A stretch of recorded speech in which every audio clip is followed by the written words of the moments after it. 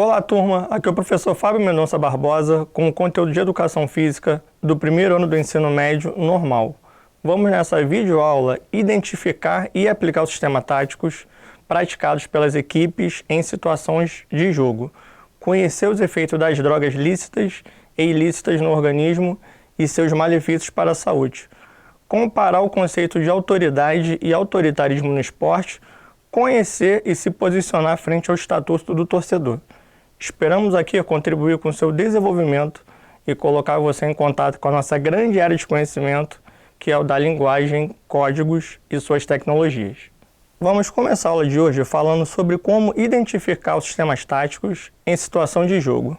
Aplicar o sistema tático de forma bem simples para o seu perfeito entendimento. A importância das características dos jogadores na escolha do padrão de jogo ideal. O esquema ou sistema tático é compreendido como uma forma de estratégia utilizado em um esporte, que pode ser mais defensivo ou ofensivo, dependendo do estilo de jogo que o técnico queira utilizar. Para iniciar, precisamos saber que o principal objetivo de um esquema tático é basicamente estruturar uma equipe esportiva em defesa, meio e ataque, de forma coletiva, e que a sua postura possa se desenvolver de forma eficiente em todos os setores do campo ou da quadra, na tentativa de neutralizar o seu adversário. Dessa forma, o sistema tático é evidenciado como a parte mais importante da organização de um time, pois atribuirá cada posição e função dos jogadores dentro do campo. Vamos tirar como base o futebol para facilitar o entendimento e ver alguns exemplos. O primeiro esquema tático lógico foi o 4-2-4, quando se acreditava que o objetivo do futebol era marcar gols. Hoje em dia, o futebol se preocupa cada vez mais em não sofrer gols. E por isso, há muito tempo, não se vê uma equipe jogando nesse esquema, que começou a perder espaço para o 3-4-3 e o 4-3-3. Até que foi extinto pelos treinadores e especialistas. Atualmente, os esquemas táticos mais usados são o 4-4-2, 3-5-2 e o 4-3-3. Para começarmos a entender, precisamos saber alguns detalhes. Os esquemas táticos normalmente são representados por números de acordo com a posição dos jogadores em campo. Não leva em consideração a posição do goleiro, pois ela é fixa, e começa a ser desenhada das posições dos jogadores de defesa, passando pelos jogadores do meio e finalizando nos jogadores de ataque. Quando se trata de esquema tático, o objetivo é organizar sua equipe dentro de campo ou da quadra esportiva, de modo que todos os setores estejam cobertos por algum jogador, de acordo com a sua função. Nem sempre a sua visualização é tão simples quanto parece, pois há divergências entre análises de uma mesma equipe. A ideia é que os sistemas táticos, por vezes, não precisam ser claros para a visualização dos torcedores, pois o que se busca fazer é confundir seus adversários usando esquemas mais difíceis de identificar, dificultando o entendimento da sua forma de jogar pelo adversário. Agora nós vamos falar sobre as drogas lícitas e ilícitas. Infelizmente, quando falamos de futebol ou de qualquer outro tipo de esporte, não tem como não associar as drogas lícitas e ilícitas, muito utilizadas pelos espectadores e até mesmo pelos jogadores na forma de doping, contrariando todo o preceito e associação do esporte à saúde. Mas vamos entender e aprender um pouco mais sobre elas. Drogas são substâncias capazes de alterar o funcionamento do organismo humano.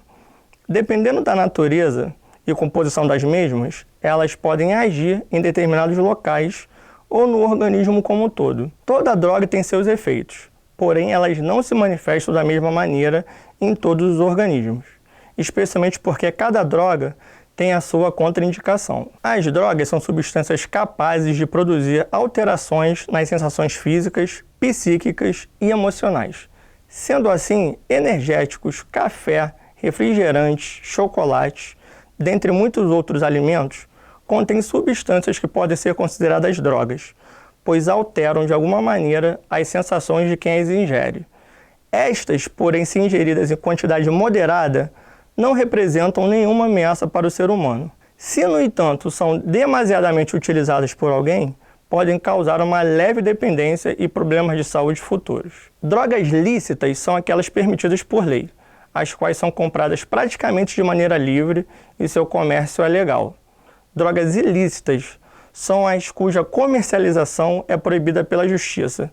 Estas também são conhecidas como drogas pesadas e causam forte dependência. Sobre as consequências promovidas pelas drogas lícitas, pode-se relatar que, ao depositar qualquer substância no organismo, criam-se necessidades falsas, alterando todo o funcionamento físico e psíquico.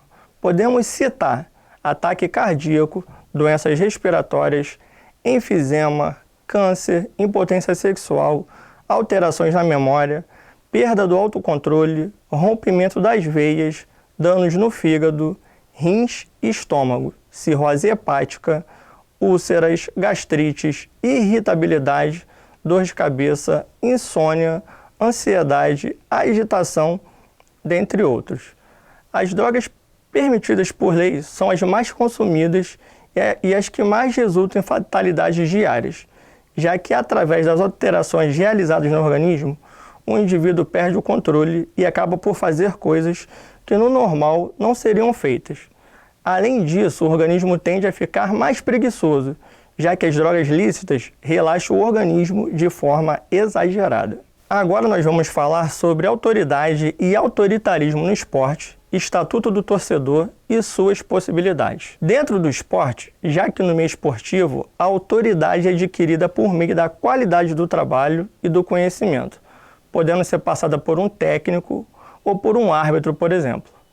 Contudo, a autoridade dentro do esporte é vista como forma de valores e conceitos, sejam eles educativos, sociais, morais e até mesmo cultural. Já o autoritarismo evidencia ainda mais o abuso do poder, podendo ter consequências muito sérias, chegando a ter atos de violência. Dentro do cenário esportivo, foi criado o Estatuto do Torcedor, nome popular com o qual ficou conhecido a Lei número 10.671, de 15 de maio de 2003, dedicada a uma normatização mais racional das atividades desportivas no Brasil, com especial foco para aquele que é o mais popular do país, o futebol.